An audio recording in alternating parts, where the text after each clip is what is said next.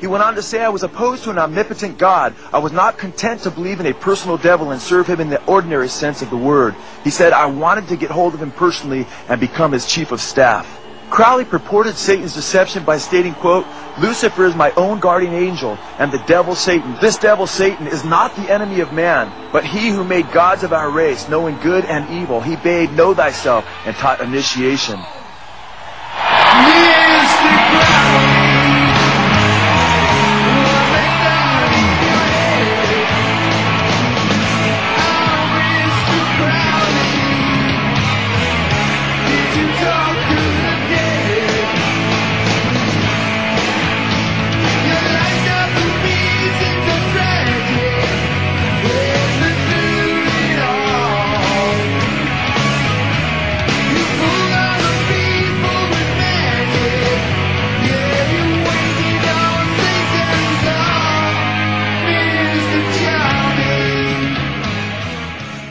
Aleister Crowley has been called the unsung hero of the 1960s and the father of the New Age movement. Time magazine, in their front page article on the New Age movement, declares that they don't know where the term came from or where the movement is going. But the evidence is all so clear for those who have eyes to see and ears to hear. In Crowley's book, The Book of the Law, the spirit of Satan who channeled through him wrote of the coming of the new eon, a transliteration of the Greek word ionis for age. The book declares how this new eon of Horus will develop, how the child will grow up. These are for us to determine, growing up ourselves in the way of the law of Thelema under the enlightened guidance of the Master Therion. And just who is the Master Therion that is to guide the New Age? At the end of the book, we discover that Therion equals 666, the number of the Antichrist, the one whom the Bible calls the man of lawlessness, the man of sin, who is to reign during the last period of history, in the tribulation period, and to be destroyed after he deceives the world by Christ at Armageddon. In Crowley's book, Magic, which he spelled with his characteristic K at the end, it states, quote, Crowley's magic is a doctrine and a technique for establishing contact with extraterrestrial entities, spirits, demons. The whole of Crowley's doctrine is based on the Book of the Law, in which the future of humanity, the establishment on earth of a new order, is outlined. A large part of Satan's plan through Crowley was to bring in a drug revolution and to open up the masses to the demonic spirit world.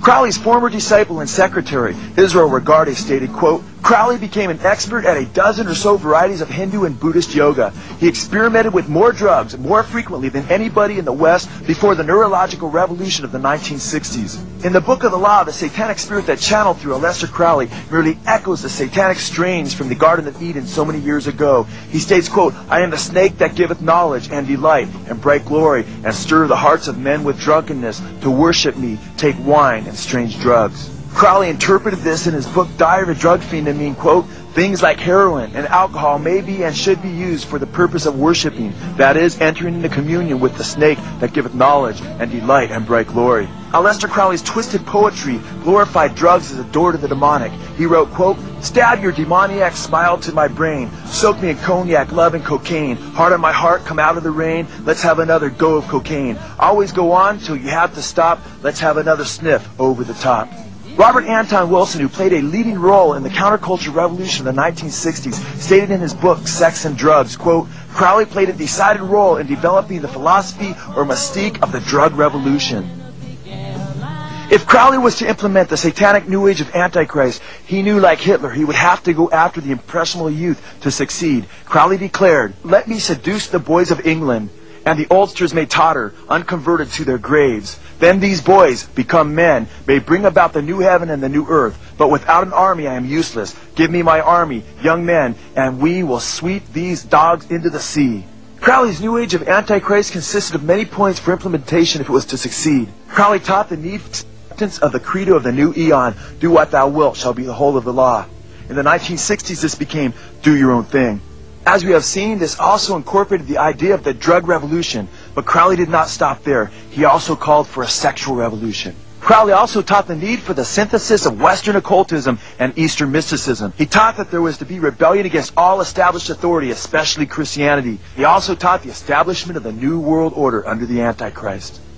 Crowley saw the United States as a place ripe for his hippie revolution and stated prophetically before his death in 1947, quote, I turn therefore to America, to a nebulous mass which I expect to develop into an organized galaxy. Every race, language, and creed of Europe is represented. All Americans are eager for power in one form or another. No humbug so outrageous as to deter them from running after the new religion. Crowley went on to state that their dauntless innocence persuade me that just as soon as they have acquired the critical faculty, they will progress spiritually more swiftly and sanely than has ever been known. Crowley had hoped to get his disciples into influential positions in America to influence the masses. One such disciple was former Harvard professor turned drug guru Timothy Leary. Timothy Leary, the defunct Harvard professor, led the drug revolution in the 1960s as he handed out mescaline and LSD like it was candy to the youth. This in turn opened up the hippie youth of the West to the pagan demonic gods of the East, who were also promoted by Aleister Crowley. We can see here that Timothy Leary is under a painting which bears the number of the Antichrist, 666, who is prophesied to rule the world until he's destroyed by Christ at Armageddon. Timothy Leary claimed that he came to the realization that he was to usher in Crowley's new age when he was using Crowley's tarot cards. Leary asked the question, "Who am I and what is my destiny?" Leary claims that he then cut to the Ace of Disc. Robert Anton Wilson declared, "This shows a large disc bearing the Greek letters to Megatherion, the great beast." Leary interpreted this to mean that he is Crowley reborn and is supposed to complete the work Crowley began. On a PBS interview, Timothy Leary let his hair down and admitted that he was carrying on Satanist Aleister Crowley's work and that the 1960s is when the plan began to come to fruition. Well, I've been an admirer of Aleister Crowley. I think that I'm carrying on much of the work that he started over 100 years ago, and I think the 60s themselves. You know, Crowley said he was in favor of finding your own self and do what thou wilt shall be the whole of the law under love. It was a very powerful statement. I'm sorry he isn't around now to appreciate the glories that he started. As Satan guided Crowley, Crowley declared that his writings were to be, quote, circulated among the young, end quote. Crowley predicted that America would pick up, quote, a few axioms on which a working majority can agree, a few dogmas which it could rally. Do what thou wilt, of course, became do your own thing, and if it feels good, do it in the 1960s. Timothy Leary came up with a few of his own. He looked out at that crowd and he said, turn on, tune in, that's right, and drop out. Turn on, tune in, and drop out. We're turned on, and we're tuned in, and we're very dropped out. Turn on, tune in, and drop out. Turn on, tune in, and drop out became turn on, tune in, and take over, as the easily led Crowleyan youth culture was deceived into believing that they had received spiritual enlightenment, when in fact they had swung the door open to Satan and his plan to destroy the world. Satan had effectively slipped in his destructive teachings to undermine traditional moral values through the cloak of a supposed anti-materialistic peace movement. Crowley taught that his satanic doctrine should be cloaked under the lie of love, and he believed the youth would fall for it. If Timothy Leary was Crowley's drug guru of the 1960s, Leary dubbed John Lennon and the Beatles as the four evangelists. The Beatles wrote the song Come Together as a campaign song for Leary's hopeful presidential bid that, thank God, never got off the ground.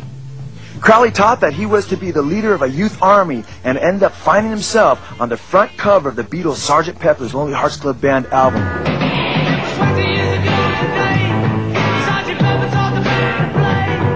The song states that it was 20 years ago today that Sgt. Pepper taught the band to play. The album came out in 1967. Crowley had died 20 years earlier in 1947, the year Leary claimed he passed on the baton to him to bring in the Satanic Revolution. This made Sgt. Pepper a likely reference to Aleister Crowley, the father of the new eon. John Lennon summed up the entire Beatle philosophy before his death by quoting Satanist Aleister Crowley. Lennon stated, "The whole Beatle idea was to do what you want, right? Do what thou wilt." Sgt. Pepper's has been considered the greatest concept album in the history of music. In a few moments, we'll see what this concept was really all about. When you go back and listen to Sgt. Pepper's, they were brilliant. Sgt. Pepper changed the world. The Red Hot Chili Peppers, one of the most popular bands of the 1990s and into the new millennium, have also promoted homosexuality. On their album Blood Sugar, Sex Magic, they put a K at the end of Sex Magic like Aleister Crowley.